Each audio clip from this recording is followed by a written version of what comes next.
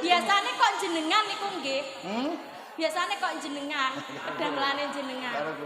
Lah nggih, niku ngemut rokok niku. Oh iya pinter kowe. Pangapunten nggih Kanjeng. Ora apa-apa, ora apa-apa. Kocap kacarita wonten negari kalih cacahipun. Negari Purwacarita lan negari Purwakanda. Negari kekalih kala wau ngawontenaken bebesanan. Nanging sedaya menika wonten sandunganipun. Cariyosipun rak kados ngeten.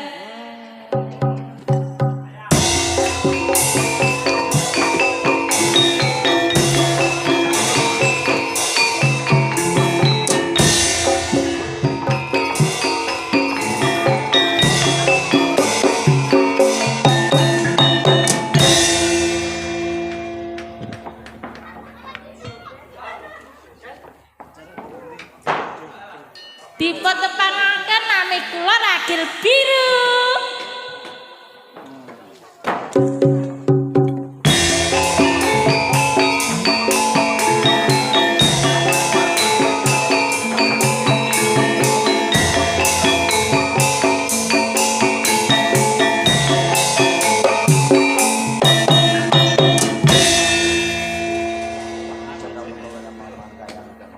Perkenalkan, nama saya Mona Lisa. Dadi apa? Dadi apa? Dados galuh ajeng.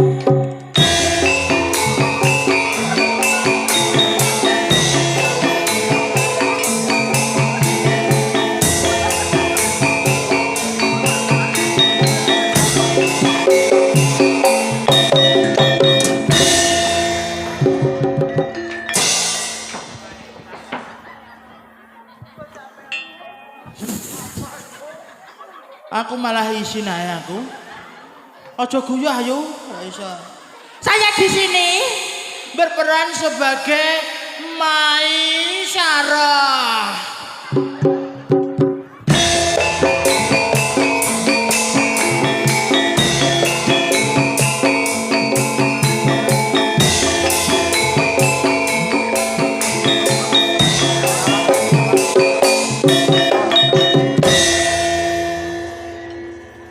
Mas, niki mike Mas.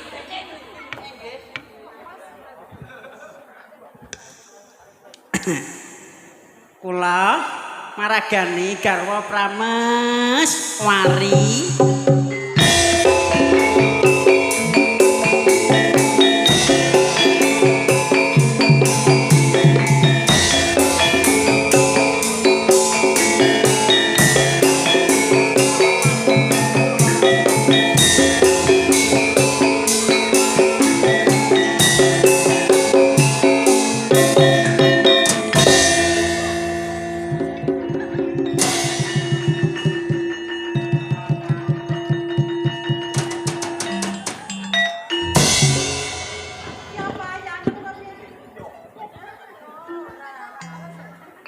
Woi ora mbok drami piye lah Cak? Baleni. Gak ketok. Ya gak sida nek ngono. Tak tekan kene ketok apa ora woi.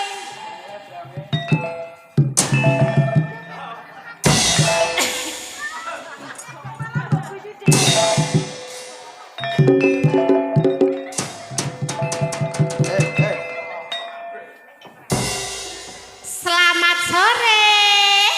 Sugeng santen. Selamat sore anak-anak. Tepangaken, saya kula berperan sebagai ibu Liku. Terima kasih.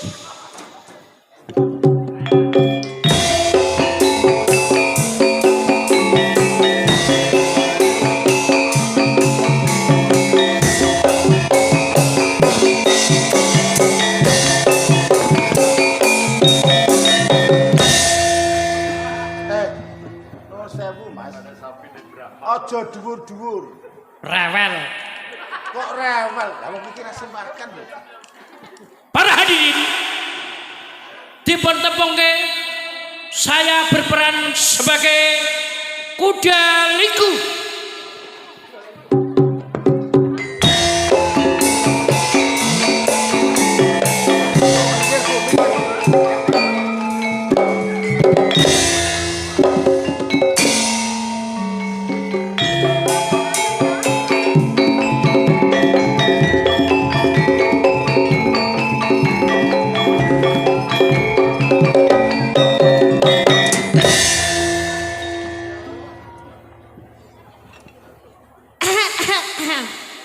Sudah dimulai ceritanya. Sampun dipun mulai apa? Diwiwiti. Sampun dipun wiwiti. Rapal si Amas, aku tak rapal si Amas. Iki ngono.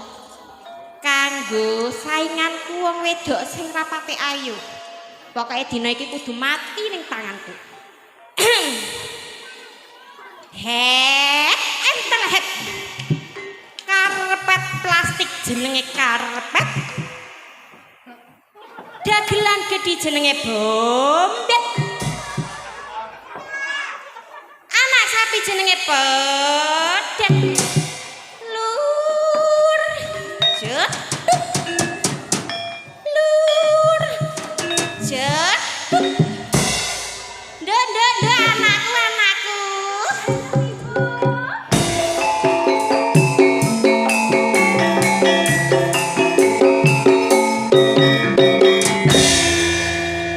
Nduk. Dina iki kowe tak wenehi gawean. Ning welinge ibu, aja nganti ana siji wong sing ngerti ya, Nduk ya. Pokoke iki aja ngantek salah sijine menungso ning kene ku ngerti. Iki kolak tape wenehana manuk engkuk sing ning gone nguri kana. Manuk engkuk sing wis sape bongko. Kae ning mburi. Ayo. Ndang diugak-ugemi. Sandakno.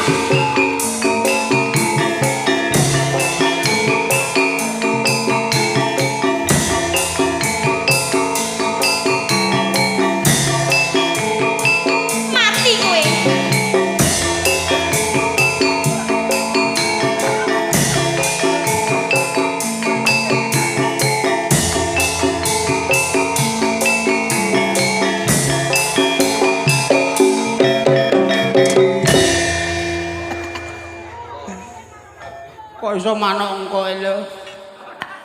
Niki awak lara kabeh malah. Awak lebih gerah. Oh ya iki piye ya ya. Ibu ngono. Kowe aja mlebu ki wong ah. Awakku lara kok ya. Lara ranjang mati ae Bu. Aku siapa? Aja sakit.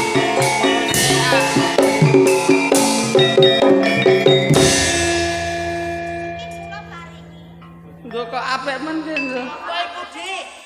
Kolak tape. Mosok Bu, kolak, Bu. Cino aku njaluk. Iki mari-mari apa? Iki tawon. Ibu. Ibu. Dendang mari.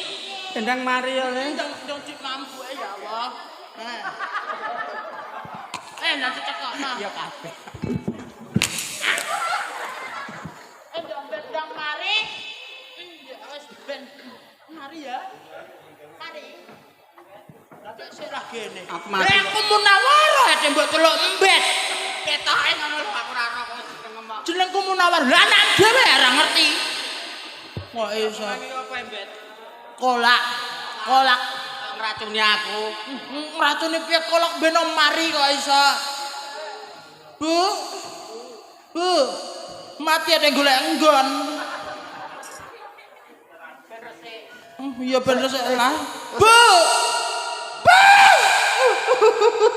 Dalang endi? Iki lakon ala iki. Lakon iki ora apik lakon iki. Dilereni wae. Oh. Ya wis. Sae iki. Monggo. Memang kok yen elek tak ndik neneh ya. Ya.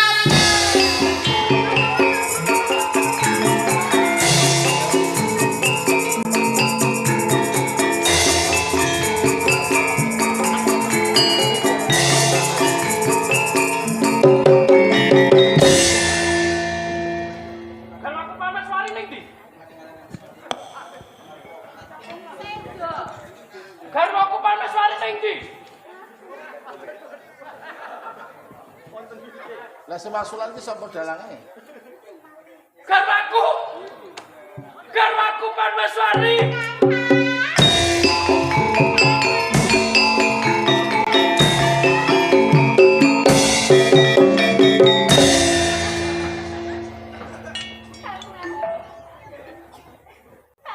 Dia jeng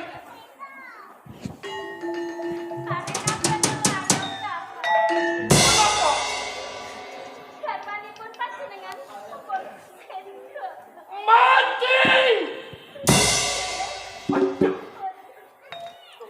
Parmeswari sing dados kali iki kaya apa?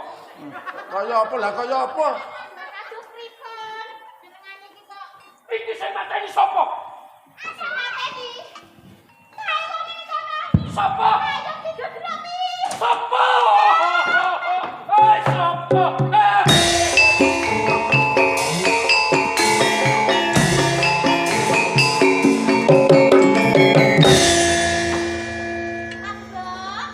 Piye, Di?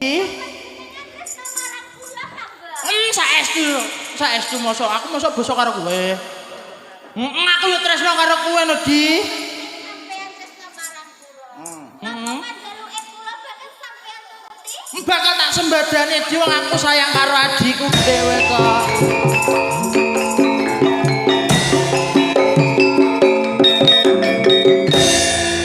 Sore-sore kok ana bakul dolanan. Ning kene aku iki nyeterke iki lho golekan kanggo panglipur tas koron.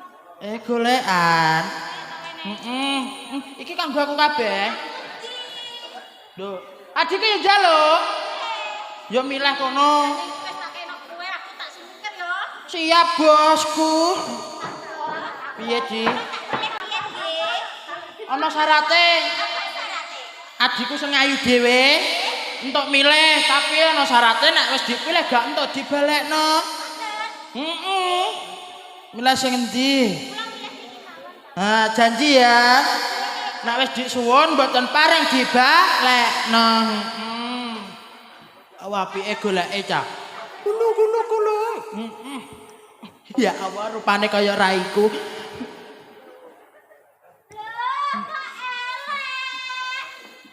Gonku apik kok. Apik. Aku pengen iki, Kang Mbok. Uga entuk. Wis janji. Janji gak oleh nang dipilih kok.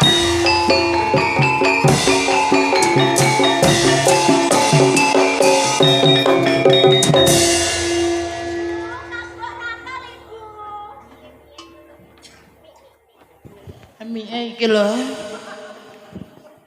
Piye Cahayu? Aku nakal boleh aku elek ibu aku Lho kok langsung mbok buah iki ya gak entuk ngono to piye? Lho iki iya elek piye terus ceritane iki ceritane kepiye? Oh, kepengen nyampil gone kang mbokmu. Ora diampili. Senak awakmu ora diampili coba iku tak sing ngampil ya Cahayu. Wis nek kene ae. Rasah mutung Cahayu nek mutung iku engko mundak ilang ayune. Nduk Mona Lisa anakku sing ayu-ayu dhewe. Nek adimu ora mbok ampili. Saiki pun ibu sing ngampil Cahayu. Ibu sing ngampil sedilu wae ngampili adimu ben ora rewel. Sedilu wae. Rene ibumu iki gak ngampil ra mbok ampili. Mangke bakal tak wadolne pakmu lho. Ampun, Bu. Lah ya malah niku. Rama.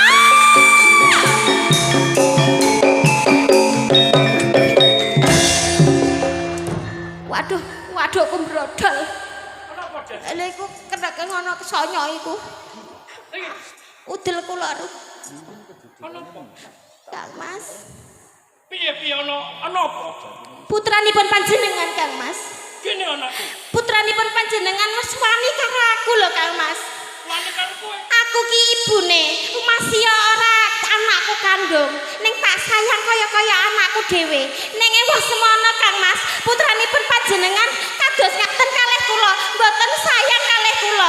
Kula ajeng ngampil golek kencanane. Kula mboten diampil. Aku sak kecap rong kecap nganti aku ramang kecap-kecap. Kamu ke sini. Ah, oke. Kang. Munawaroh Kang Mas. Munawaroh. Tunggu. Ya, Kang Mas. Perkawisipun golek kenconon. golek kencon. Nggih. Ya kenapa? Pon Adi kepengen ngampil. Ning putranipun panjenengan boten diampili, Ndon. Ora itu. Boten. Wah, nyawang jenengan bojoku sing ganteng-ganteng dhewe. Munawaroh. Munawaroh. Ngerti bapak timbali? Ojo gawe ning semeatine bapak kowe. Kapok. Wong ngampil golek kencana kok ngante ra entuk. Cih, Wong padha-padha golekan. nggih leres Kang Mas.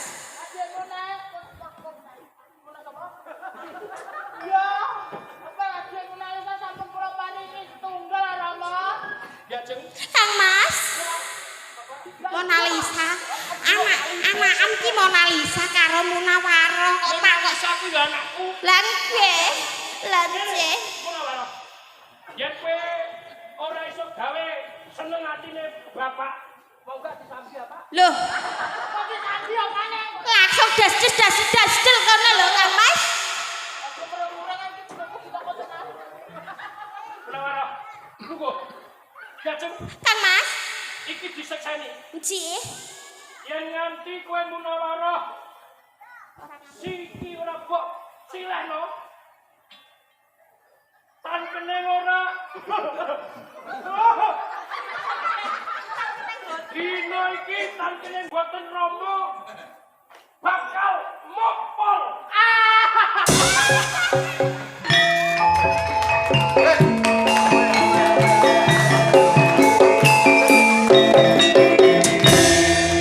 Lakon iki lakon apa lakon iki?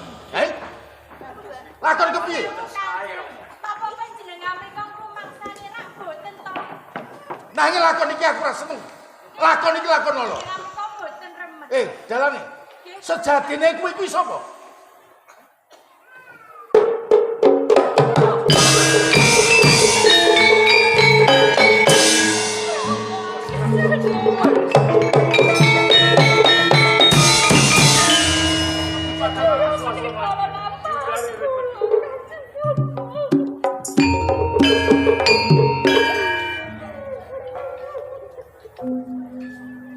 Ini menapa panjenengan dadi yo Kang? Iya. Romo ora gak sia lah. Nanging mergo Romo tresno banget lan kowe. Ngendi ana wong tuwa ora tresno karo anak. Yo kanthi dalan kang kono mangkono sliramu bisa kalis. Kalis kabeh rekodo sing bakal nyelakake kowe. Romo percaya. Yen kabeh carita iki mau ora kuwi dhewe sing reka. Sopo sejatine sing reka?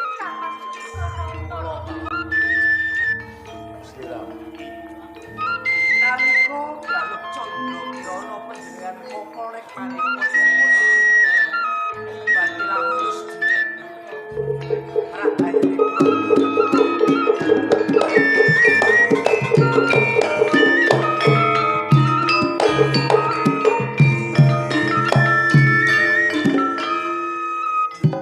Kantos kula damel reka daya Galuh Candra Kirana nganggo jeneng Panji Sumirang kang mapan wonten ing alas Mentawai. Pamrih kula supados Panji Nukertapati menika kadugah raosipun sepisaning kengangka kalih Galuh Candra Kirana menika kepengin agih-agih pinanggih calon garwan.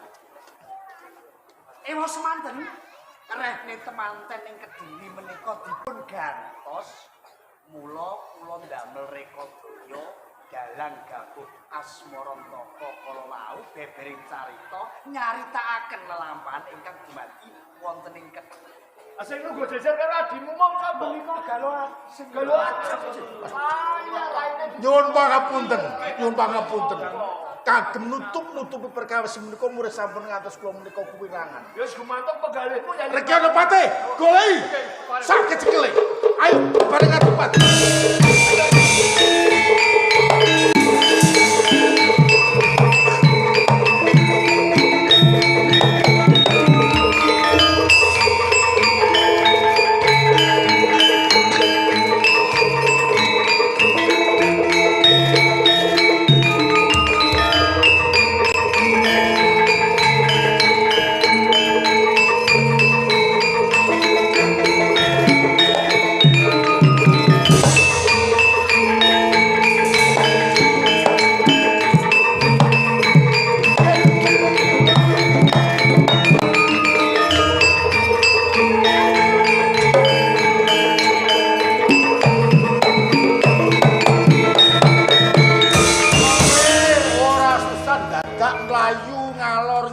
Ngetan ngulon.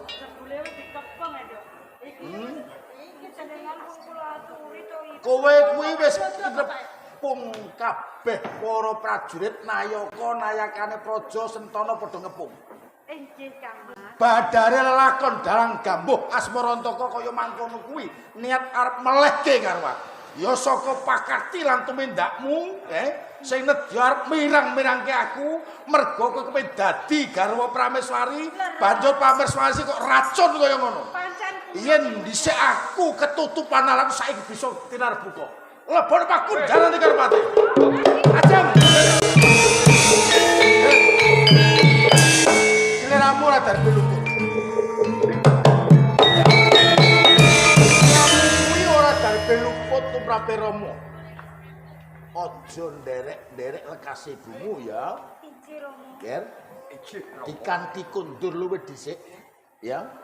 Ngengeti lakon mbaka lakon kang tumempuh ing Kediran Jenggala dadi pasinaon becik ketitik ala ketara.